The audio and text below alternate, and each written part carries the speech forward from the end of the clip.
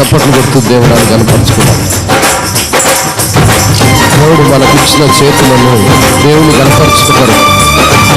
దేవుని సన్నిధిలో మనం కూడి ఉండి స్వరమెత్తి ఆయన్ని కనపరిచి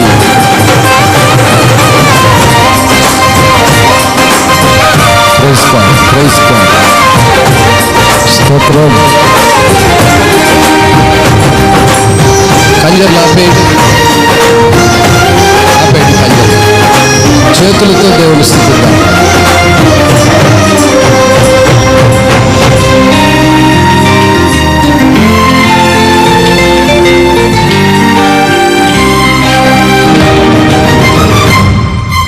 యేసయ్యా నా ప్రాణమా ఘనమైన స్తుతి గానమా,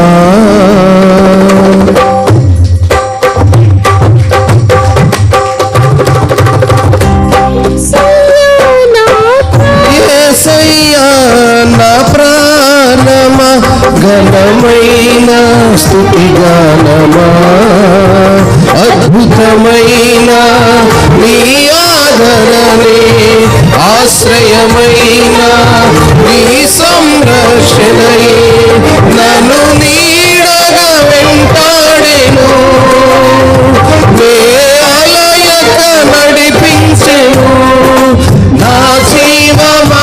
పడాలి.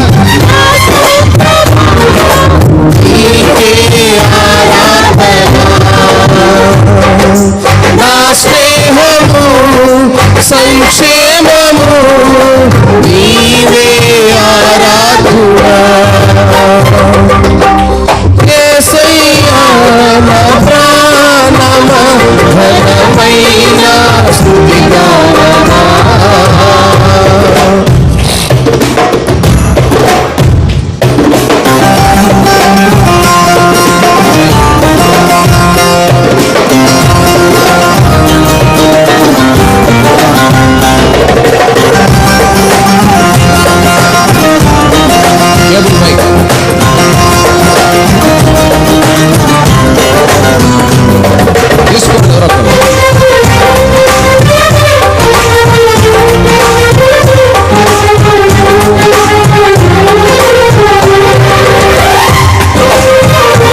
సంతోషంగా దేవుడు మనకిచ్చిన చేతులతో ఆయన కనపడతాం. దేవుడు మనకిచ్చిన నోటితో ఆయన స్తుతిద్దాం.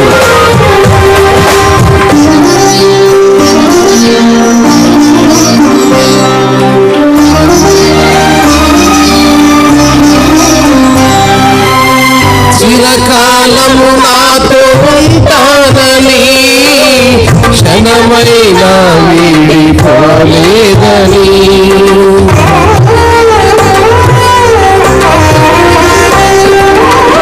నీలో నన్ను చేర్చుకున్నావని, తండ్రితో ఏకమై ఉన్నావని, ఆనందగానమునే పాడనా, ఆనందగానమునే పాడనా, ఏదైనా నాకు నా సంతోషము నీతోనే కలిగున్న అనుబంధమే, ఏదైనా నాకు నా సంతోషము నీతోనే కలిగున్న అనుబంధమే, సృజనాత్మకమైన నీ కృప చాలు, నే బ్రతికున్నది నీ కోసమే, సృజనాత్మకమైన నీ కృప చాలు, నే బ్రతికున్నది నీ కోసమే.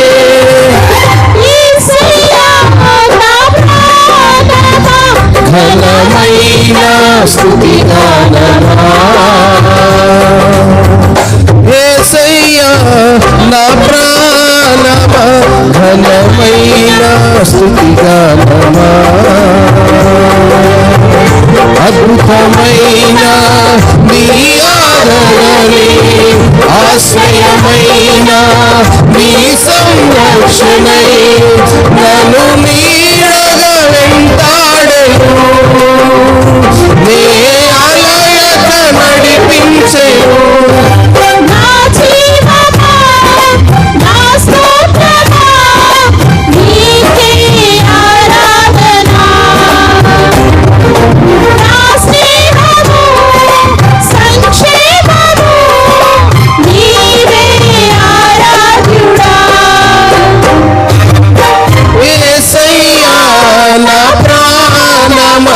ఘనమైన స్తుతి గానమా. జీవజలముగా నిలిచావని, జలనిధిగా నాలో ఉన్నావని, జనులకు దీవెనగా మార్చావని, జగత్తులో సాక్షిగా ఉంచావని ఉత్సాహంతో నేను స్తుతిస్తున్నాను.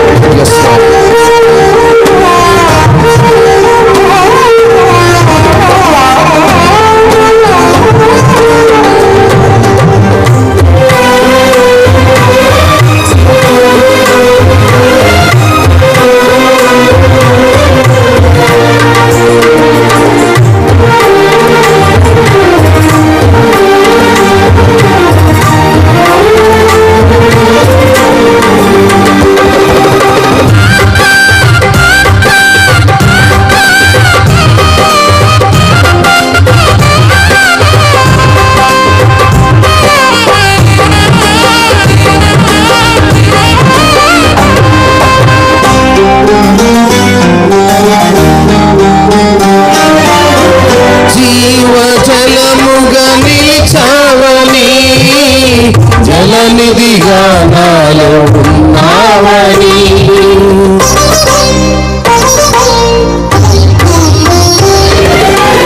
జనులకు దీవెనగా మార్చావని, జగతిలో సాక్షిగా ఉంచావని, ఉత్సాహగానమునే పాడనా, ఉత్సాహగానమునే పాడనా, ఏదైనా నీ కొరకు చేసేందుకు ఇచ్చితివి బలమైన నీ శక్తిని, ఏదైనా నీ కొరకు చేసేందుకు ఇచ్చితివి బలమైన నీ శక్తిని, ఇది చాలును నా జీవితాంతము, ఇలా నా కన్నీయు నీవే కదా, ఇది చాలును నా జీవితాంతము, ఇలా నా కన్నీయు నీవే కదా.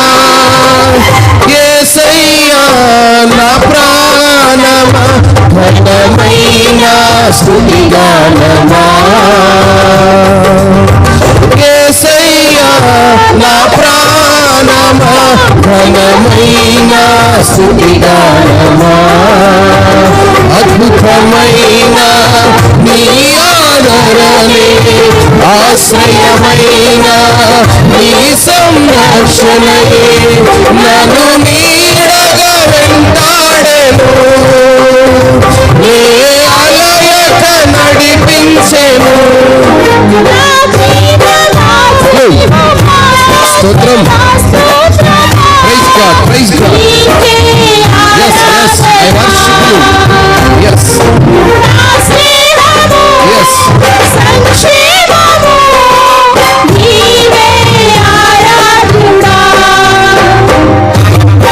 యేసయ్యా నా ప్రాణమా, ఘనమైన స్తుతి గానమా.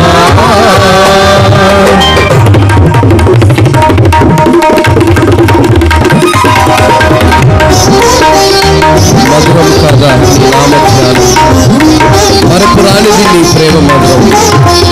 మేము చేస్తున్న నడుపుతున్నటువంటి ఆ విధానం, క్షేమముగా ఈ లోకములో మా ప్రయాణం. ఎస్లా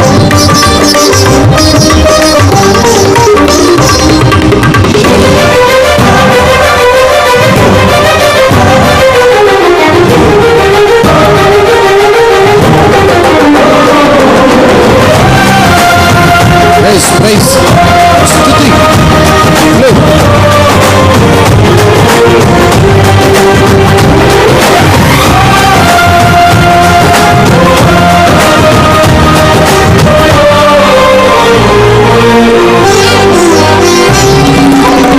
మధురము కాదా నీ నామధ్యానం, నరపురానికి నీ ప్రేమ మధురం.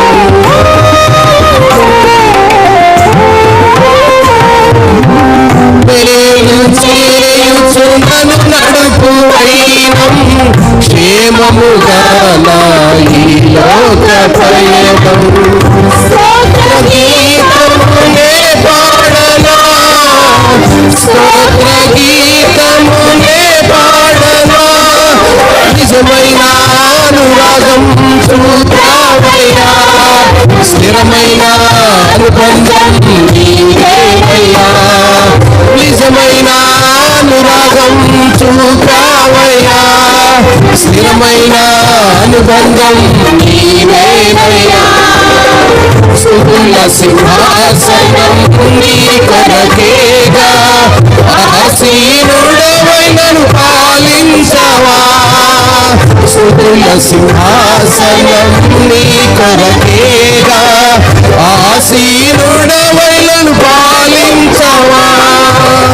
యేసయ్యా నా ప్రాణమా, ఘనమైన స్తుతిగానమా. యేసయ్యా నా ప్రాణమా, ఘనమైన స్తుతిగానమా.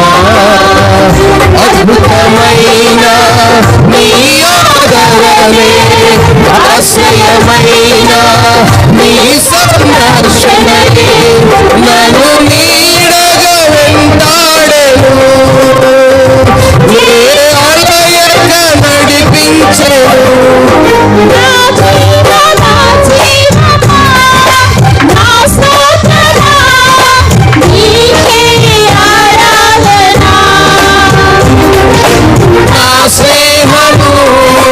సంక్షేమము నీకే ఆరాధుడా, పాత్రుడా స్తోత్రార్హుడా నీకే ఆరాధనా. స్తుతి పాత్రుడా స్తోత్రార్హుడా నీకే ఆరాధనా. ఆనందమే పరమానందమే నీలో నా యేసయ్యా, ఆనందమే పరమానందమే నీలో నా యేసయ్యా. స్తుతి పాత్రుడా స్తోత్రార్హుడా నీకే ఆరాధనా. స్తుతి పాత్రుడా స్తోత్రార్హుడా నీకే ఆరాధనా. ఆనందమే పరమానందమే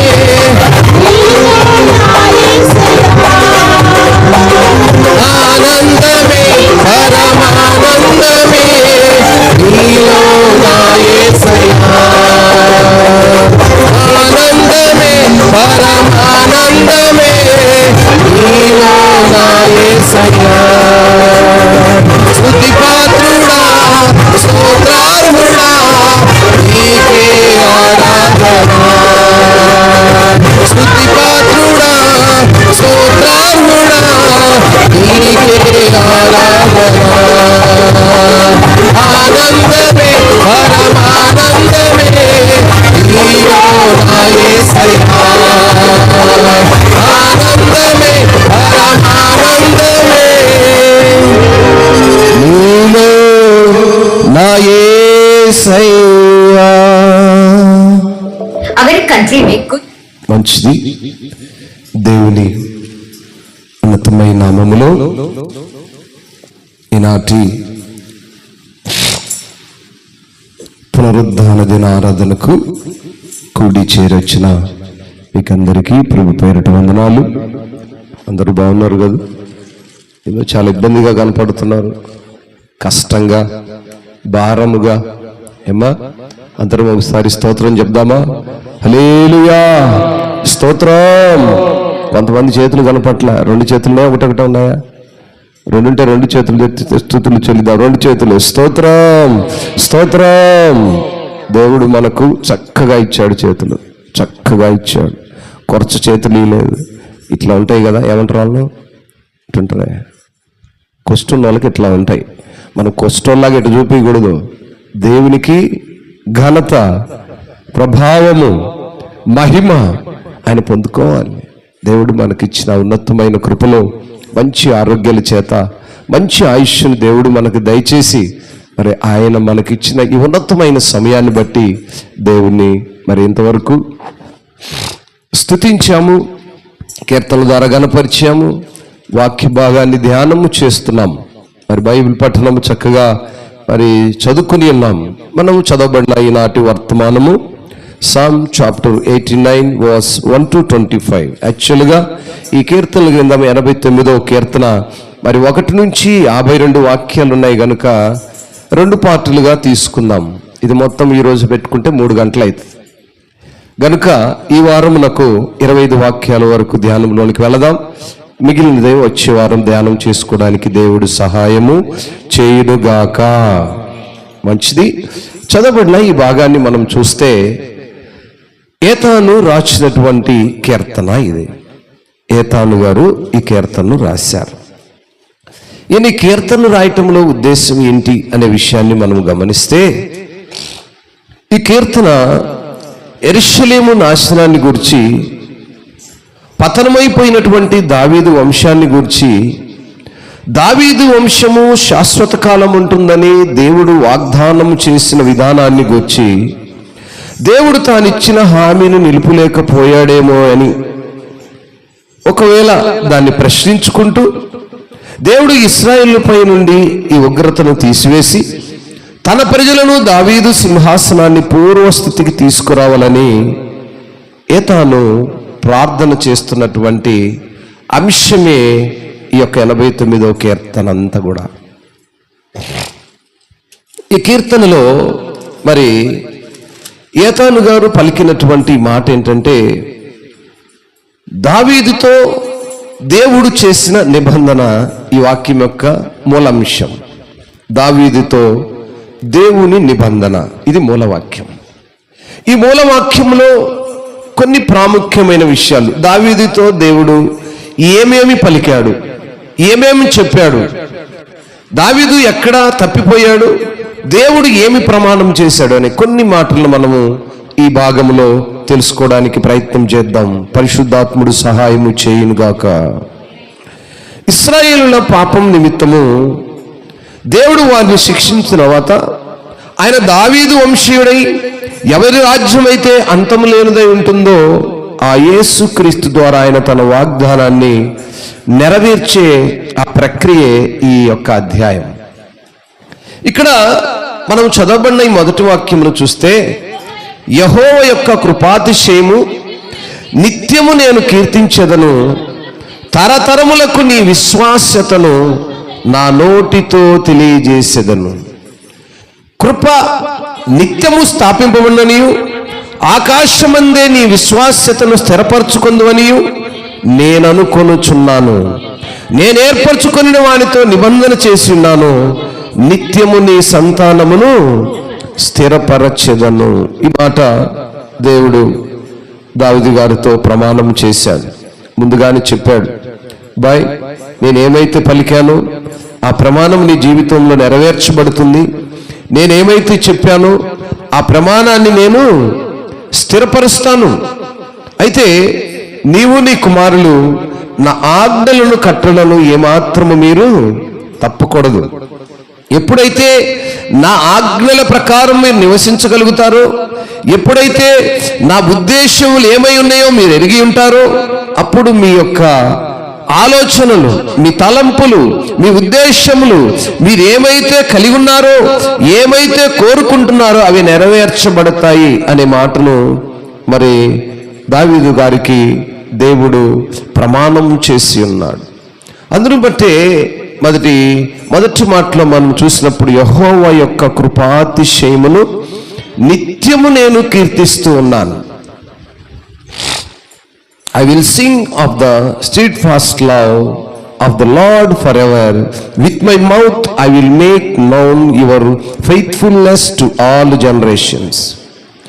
మొదటి మాటలోనే నీ యొక్క సంతానమంతటిని, నీ కలిగిన కుమారులను కూడా నేను ఆశీర్వదిస్తాను. ఎప్పుడు ఆశీర్వదిస్తానన్నాడు? నీవు కీర్తించగలిగినప్పుడు, నువ్వు గణపరచగలిగినప్పుడు, నీ విశ్వాసాన్ని నా పైన స్థిరపరిచినప్పుడు. దేవునిపై విశ్వాసాన్ని స్థిరపరచాలి. దావీదు గారు త్రొట్టిల్లాడు. దావీదు గారు ఎన్నిక లేని వాడుగా ఉన్నాడు,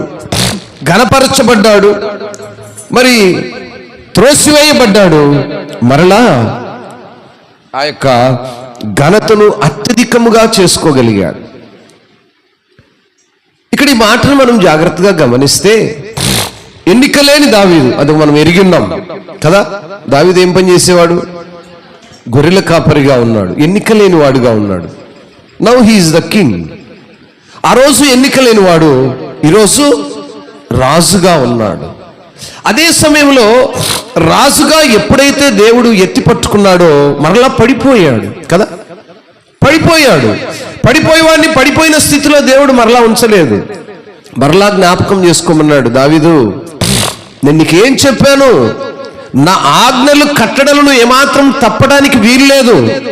ఒకవేళ తప్పిపోయినట్లయితే నేను చేసిన ఆ ప్రమాణము వెనక్కి తీసుకోవాల్సి ఉంటుంది, కనుక జాగ్రత్త పడు అన్నప్పుడు మరలా సరి చేసుకున్నాను.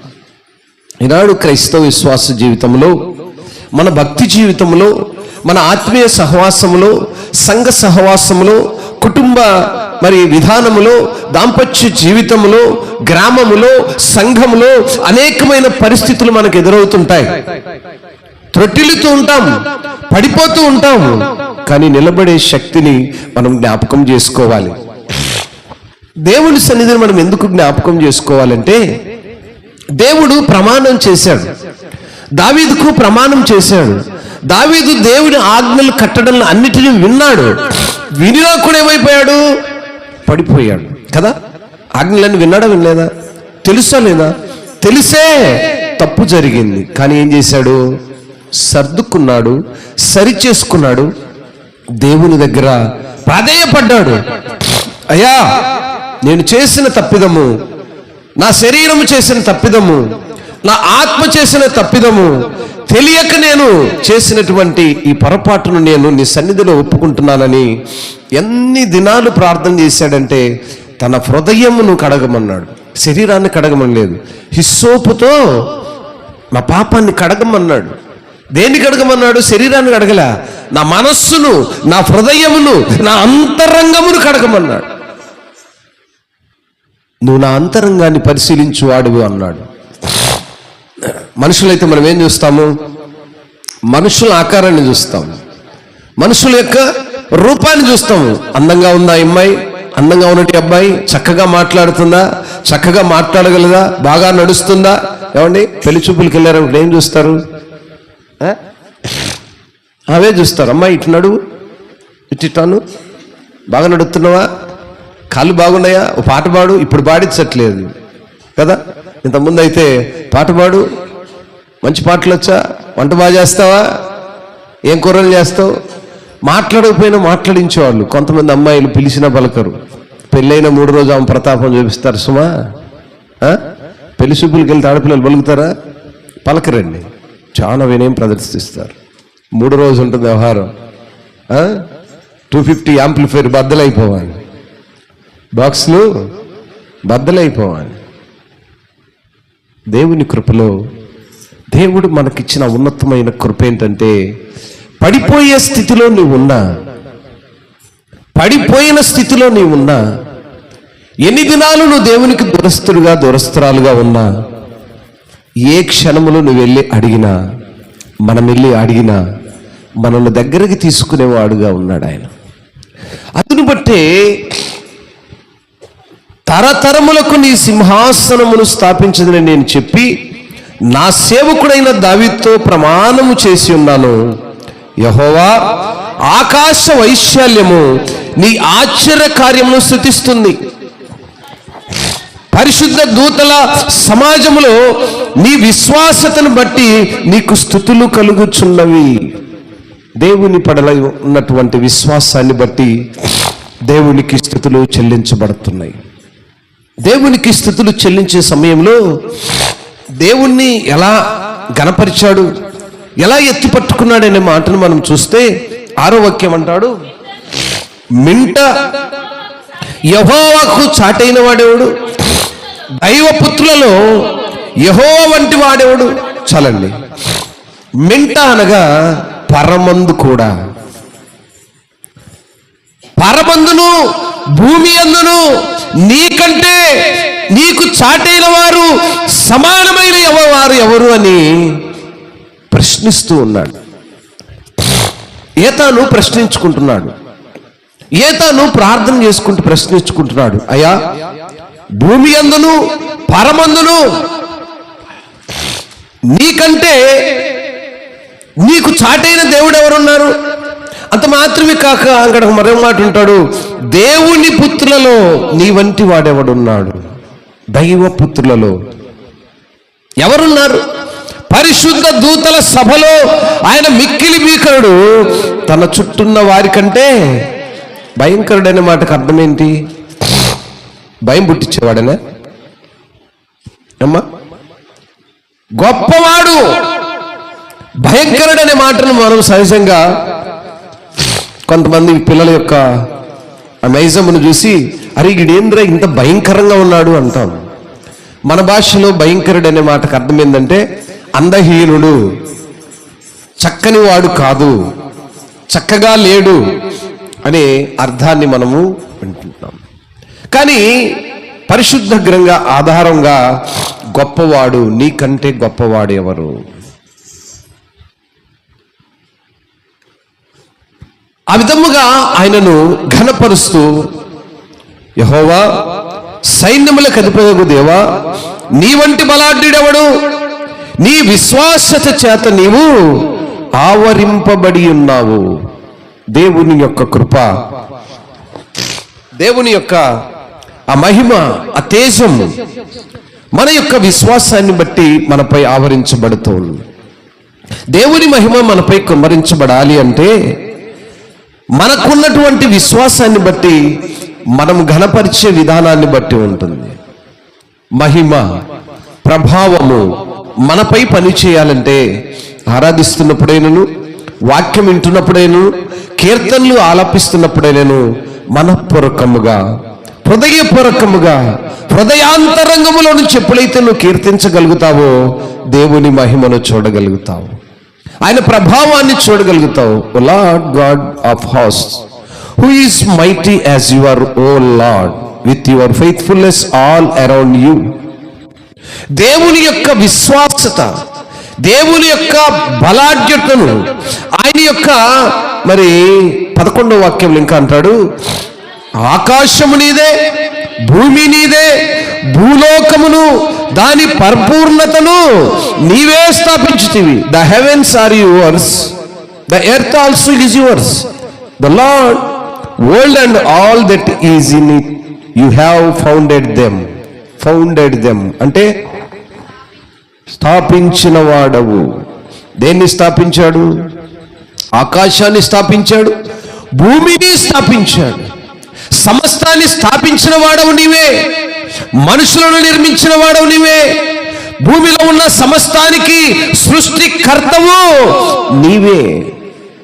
ప్రార్థిస్తున్నాడు ఏతాను, అయ్యా, మరి ఈ యొక్క దావీదు వంశం యొక్క పరిస్థితి ఏంటి? వారు ఏ స్థితిలో నుంచి ఇప్పుడు ఏ స్థితిలో పడిపోయి ఉన్నారు? శాశ్వత కాలం ఉంటుందని వారికి ప్రమాణం చేస్తున్నావు. అదే మాదిరిగా యెరూషలేము ప్రజల యొక్క, ఇశ్రాయేలు యొక్క ఉగ్రతను తీసివేసి మరి తన ప్రజలను, దావీదు సింహాసనాన్ని పూర్వస్థితికి తీసుకొస్తానని ప్రమాణం చేసిన వాడవు నీవే.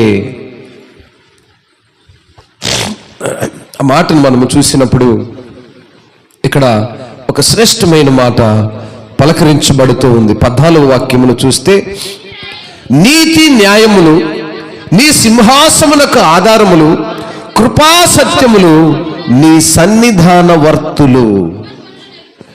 శృంగధ్వనుల నెరుగు ప్రజలు ధ్వనులు.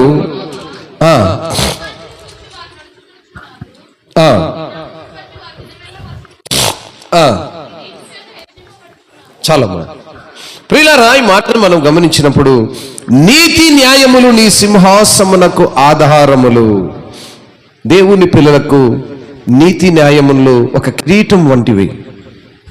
దేవుని పిల్లలైన వారు ప్రతి క్షణము నువ్వు ఏ పరిస్థితిలో ఉన్నా, ఏ స్థితిలో ఉన్నా, మరణమునకు సమీపమైనా సరే నీతి న్యాయమునకు కట్టుబడినటువంటి పిల్లలుగా ఉండాలి.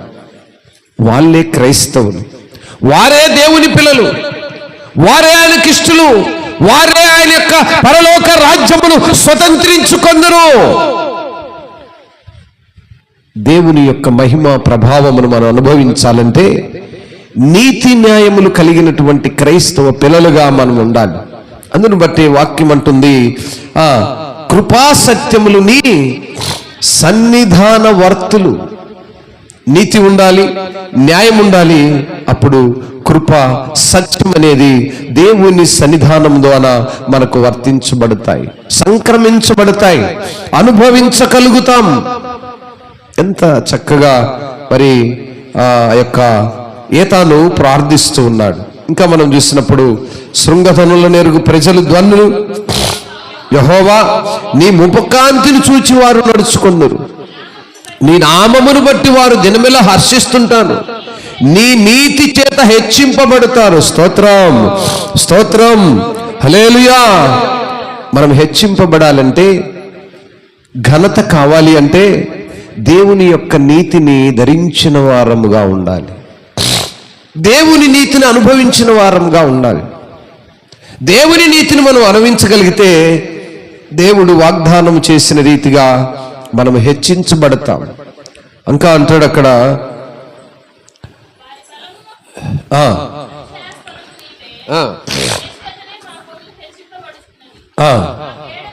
మా కేడము యెహోవా వశము, మా రాజు ఇశ్రాయేలు పరిశుద్ధ దేవుని వాడు. అప్పుడు నీ దర్శనమును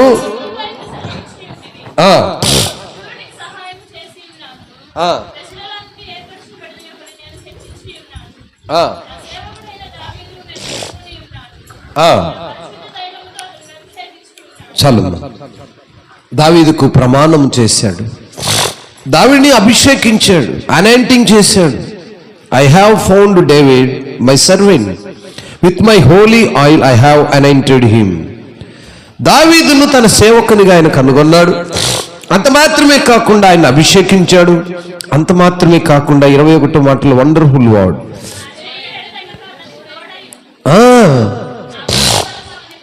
ప్రైజ్ గాడ్. ప్రతి ఒక్కరూ ఆ మాటను పలకండి. నా చేయి ఎడతెక్కక అతనికి తోడయుండెను, నా బాహుబలం అతనికి బలపరుచును. ఈనాడు నీకు మనకు ఆయన చేయి తోడయుండెను గాక. పొదువుగా ఉన్న ప్రతి ఒక్కరికి ఆయన చేయి తోడుగా ఉండును గాక. ఆయన చేయి ఎప్పుడైతే మనం, so that my hand shall be established with him, నా చేతిని పొడవు పెంచాడు.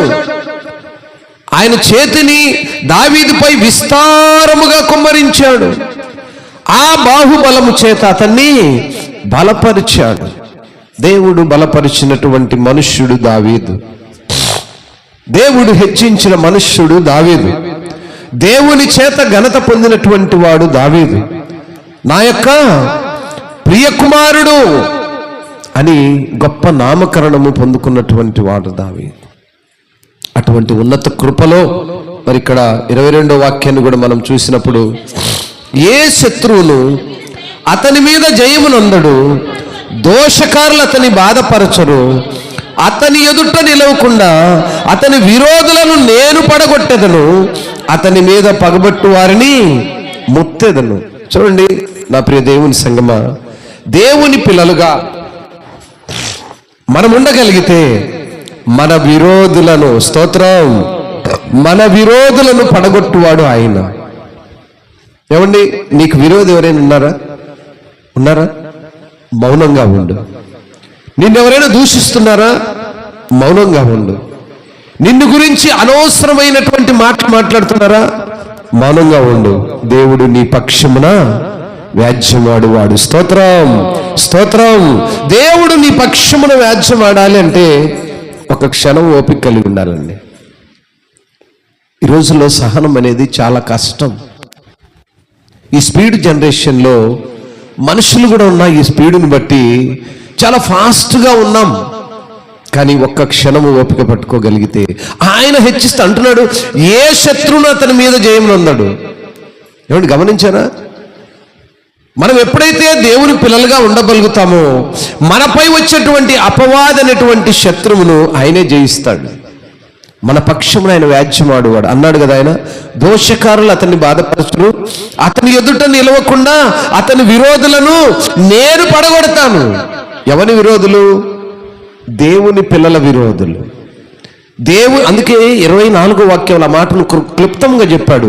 నా విశ్వాసతయు నా కృపయు అతనికి తోడై ఉంటుంది. దేని బట్టి?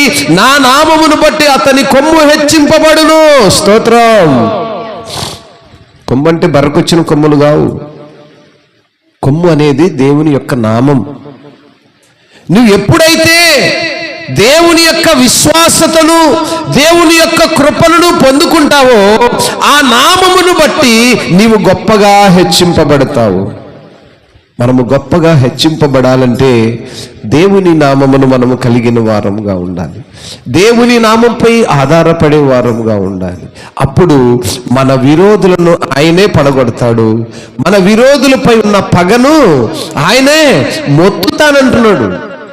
ప్రతి మనిషికి విరోధి ఉంటూనే ఉంటాడు. ఏదొక మాటలో, ఏదొక పనిలో, ఏదొక విషయంలో. అవన్నీ విరోధాలు కాదండి. చిన్న చిన్న మాటలో, చిన్న చిన్న చేతల్లో, చిన్న చిన్న ఇరుకులు, ఇబ్బందులు మనుషులము గనుక మనకు సహజంగా ఉంటూ ఉంటాయి. ఏ మాటను, ఏ విషయాన్ని ఎక్కువగా ప్రొలాంగ్ చేయకూడదు, లాక్కూడదు. దారం ఉందండి, దారం తెలుసు కదా, దారం మీకు తెలిసిన దారం ఉంటుంది. దారాన్ని ఎంత లాగాలి? ఓ లిమిట్ స్థాయిలో లాగాలి. దాని స్థాయి మించినప్పుడు ఏమైపోద్ది? దాన్ని ఎంతవరకు లాగితే ఏమైంది? అది యూజ్ అవుద్ది. ఆ దారము యూజ్ అవ్వాలంటే దాన్ని ఎంతవరకు అంతవరకే లాగాలి. ఒక విషయాన్ని, ఒక పరిస్థితిని, ఒక అనానుకూల వాతావరణాన్ని మనము ఎక్కువగా లాక్కూడదు. ఎంతవరకు అంతవరకే లాగాలి. ఎక్కువగా లాగువాడు ఆయనే. ఆయన అంటున్నాడు, నీకెవరైనా విరోధి ఉన్నాడా? నువ్వు లాగమాక దారం వల్లే, నేను చూసుకుంటా. అయితే నువ్వేం చేయాలి? నాపై విశ్వాసంతో ప్రార్థన చేయి. నాపై విశ్వాసంతో ఉండు చాలు. నా విశ్వాసతను, నా కృపయు నీకు తోడు ఉంటుంది. ఇంకేం కావాలండి? మనకు కావాల్సింది అదే కదా. ఆయన మనకు తోడు ఉండాలి. My faithfulness and my steadfast love shall be with you, and in my name shall his horn be extolled. ఆయన కృప, ఆయన విశ్వాసత, ఆయన మనకు తోడై ఉన్నప్పుడు ఆయన నామమును బట్టి మనం హెచ్చించబడతాము. మనుషులు హెచ్చిస్తే పడిపోతామండి. మనుషులు హెచ్చిస్తే పడిపోతాం. దేవుడు హెచ్చిస్తే స్థిరంగా ఉంటాం. దేవుడు హెచ్చించాలంటే మనం ఎలా ఉండాలి? మన విశ్వాస్యత దేవునికి ఇష్టమైనదిగా ఉండాలి. అలా ఉన్నప్పుడు మనం హెచ్చించబడతాం. ఆ చివరి మాటను చదివి మనం ఈ వారానికి ముగించుకుందాం. నేను సముద్రము మీద అతని చేతిని, నదుల మీద అతని కుడి చేతిని ఉంచేదను. స్తోత్రం. ఏమండి? సముద్రం మీద సామాన్య మనుషుడు చేయబెడితే సముద్రం ఆగుద్దా? సముద్రం మాట ఉంటుందా? ఉంటుందండి.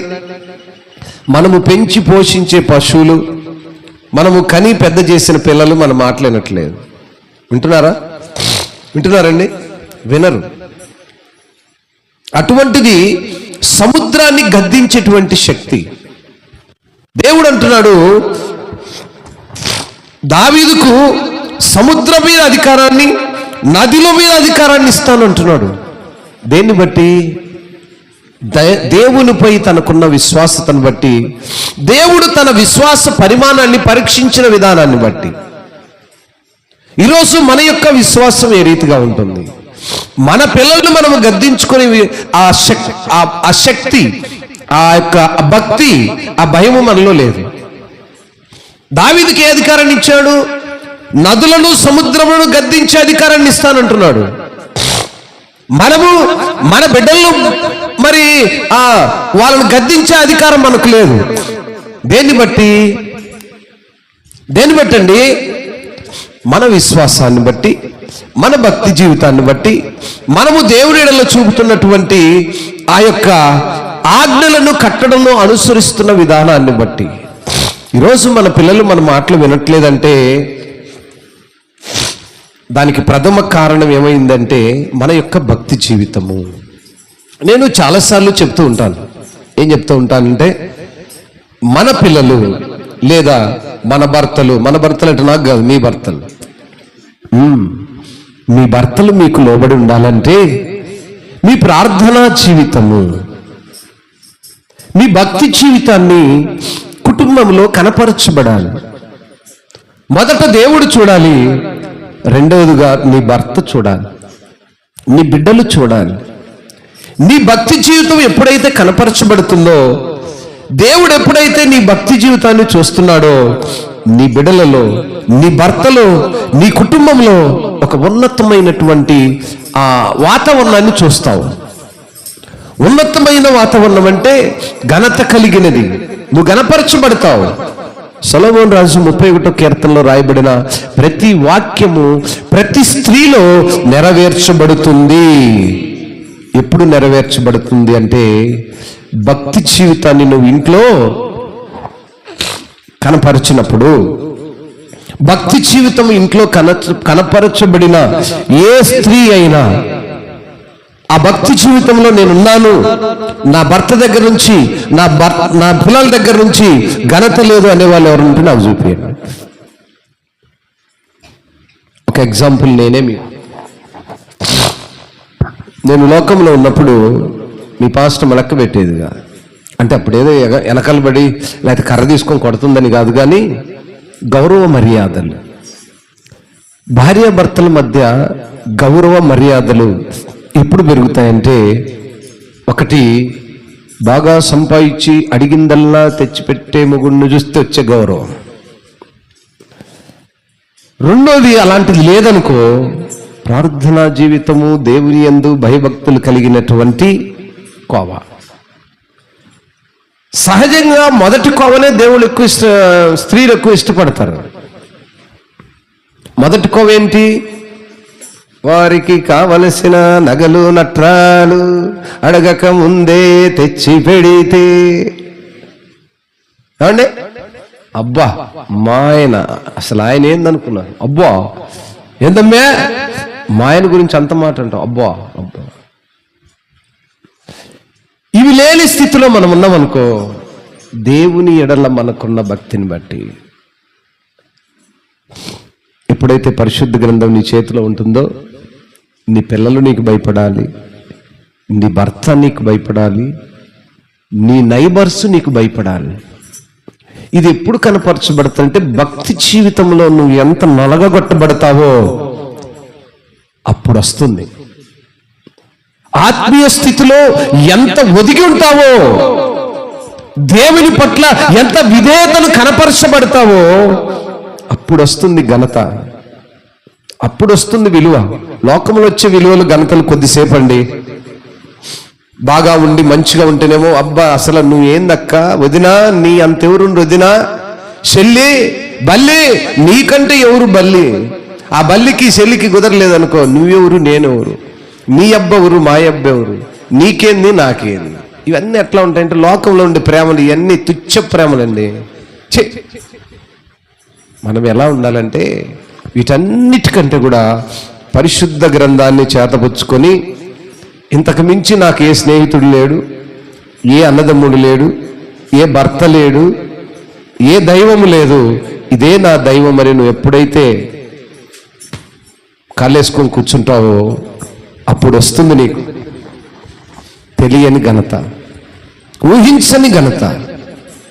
కనుక దావీదుకు దేవుడు చేసిన ప్రమాణమును ఏ రీతిగా నిలవబెట్టుకున్నాడో, పడిపోయిన స్థితిలో ఉన్నప్పుడు ఇటు ఇశ్రాయేలు ప్రజల నిమిత్తము, ఇటు దావీదు గారి ప్రజల నిమిత్తము, ఇటు వారి కుటుంబం నిమిత్తము తాను దేవుని సన్నిధిలో చేసిన ప్రార్థనను ఈరోజు మనం విన్నాం. మన జీవితాల్లో కూడా దేవుణ్ణి గణపరుస్తూ ప్రార్థనా జీవితంలో ఎక్కువగా ఎప్పుడైతే గడపగలుగుతామో, దేవునితో ఎప్పుడైతే సహవాసాన్ని కలిగి ఉంటామో, అద్భుతమైనటువంటి కార్యాలు మన జీవితాల్లో చూస్తాం. దేవుణ్ణి గణపరిచే అనుభవానికి వెళ్ళే వారంగా మనం ఉండాలి. కేవలము ఈ లోకంలో ఉన్న ఈ తినుట, త్రాగుట, సుఖించుట సమస్తము వ్యర్థమైనవి మనం ఎరుగున్నాం. కనుక వ్యర్థమైన వాటి కొరకు మనసుంచక దేవుని వైపు మనసుంచి పరిగెడేవారుగా ముందుకు కొనసాగాలని తెలియజేస్తూ దేవుడి మాటలు దీవించి ఆశీర్వదించునుగాక. అందరము లేచి నిలబడదాం, పాత్ర కొరకు సిద్ధపడదాం. ప్రతి ఒక్కరము లేచి నిలబడి అందరము కళ్ళు మూసి, అయ్యా ఇంతసేపు నీ సన్నిధిలో నన్ను కూర్చోబెట్టి, నీ సన్నిధిలో నన్ను నిలువబెట్టి, నీ మాటలతో నన్ను ఎత్తిపట్టి నా కొరకు నువ్వు చూపిన ఈ కృపను బట్టి మీకు స్తోత్రమని దేవుని సన్నిధిలో అడగగలిగితే దేవుడు మన జీవితాల్లో కార్యాలు చేయక మానడు.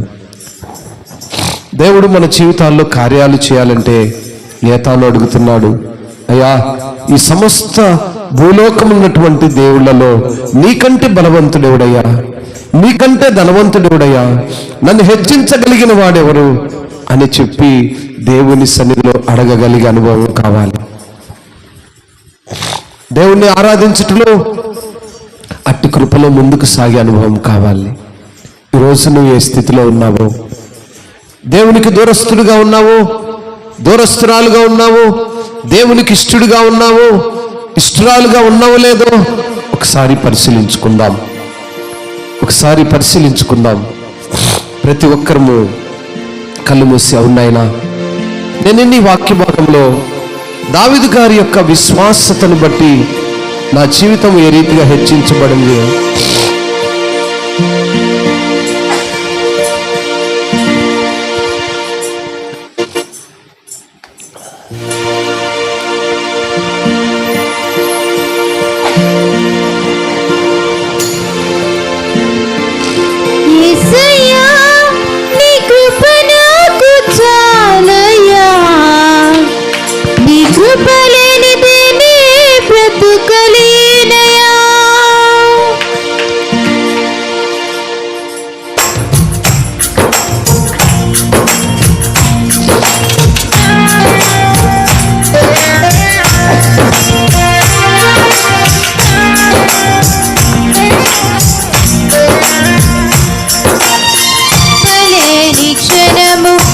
దయలేని క్షణము నేను ఊహించలేను యేసయ్యా, నీ కృపలేని క్షణము, నీ దయలేని క్షణము నేను ఊహించలేను యేసయ్యా. యేసయ్యా నీ కృప నాకు చాలయ్యా, నీ కృప లేనిదే నే బ్రతుకలేనయ్యా.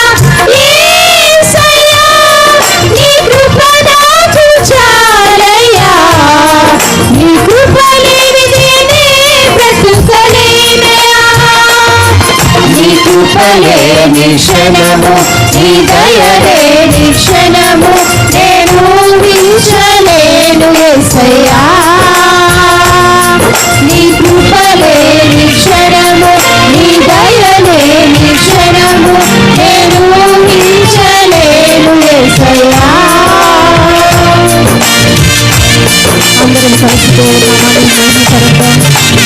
ఈరోజు ఉంటున్నటువంటి శ్రమలు, బాధలు, నిందలు, ప్రతి అవమానము, వేస్తున్నామని ప్రతి బాధ నుంచి విడుదల కలిగిస్తుంది. పరిశుద్ధమైన యేసయ్య, ఈ కృపలేని క్షణము, నీ దయలేని క్షణము మహిమను విడచి మహిలోకి దిగి వచ్చి మార్గముగా మారి మనిషిగా మార్చావు. మహినే నీవు మాధుర్యముగా మార్చి మాదిరి చూపి మరు రూపమిచ్చావు.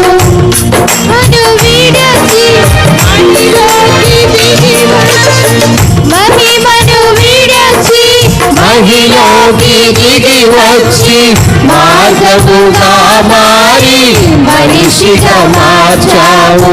మహినే నీవు మాధుర్యముగా మార్చి మాదిరి చూపి మరు రూపమిచ్చావు. మహిమలో నీవు మహిమను పొందా, మహిమగా మార్చింది నీ కృప. మహిమలో లేరు మహిమను పొందా, మహిమగా మార్చింది నీ కృప. యేసయ్యా నీ కృప నాకు చాలయ్యా, నీ కృప లేనిదే బ్రతుకలేను యేసయ్యా. యేసయ్యా నీ కృప నాకు చాలయ్యా, నీ కృప లేనిదే బ్రతుకలేనయా.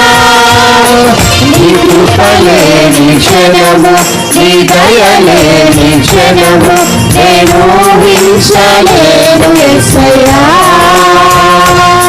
నీ కృప లేని క్షణము, నీ దయ లేని క్షణము నేను ఊహించలేను యేసయ్యా.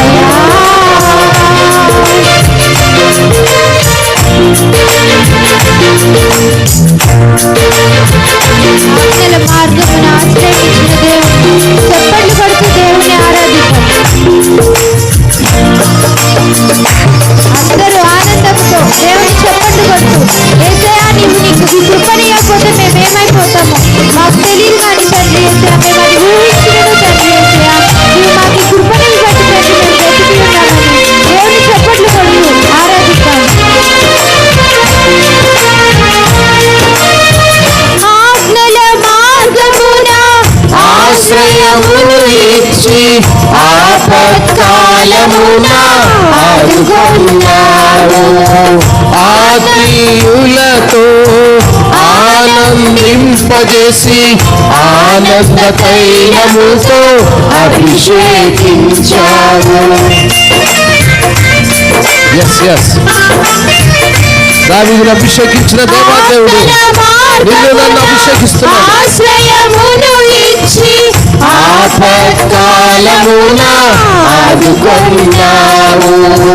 ఆత్మీయులతో ఆనందింపజేసి ఆనంద తైలముతో అభిషేకించావు. ఆశ తీరా ఆరాధన చేసే అదృష్టమిచ్చింది నీ కృప. ఆశ తీరా ఆరాధన చేసే అదృష్టమిచ్చింది నీ కృప. యేసయ్యా నీ కృప నాకు చాలయ్యా. నీ కృప నీ కృప లేకపోతే మేము బ్రతకలేము యేసయ్యా. యేసయ్యా నీ కృప మాకు చాలు యేసయ్యా. అవునవును, నోరు తెరిచి అడుగు. యేసయ్యా నీ కృప నాకు చాలయ్యా. నీ కృప లేకపోతే నేను బ్రతకలేను యేసయ్యా.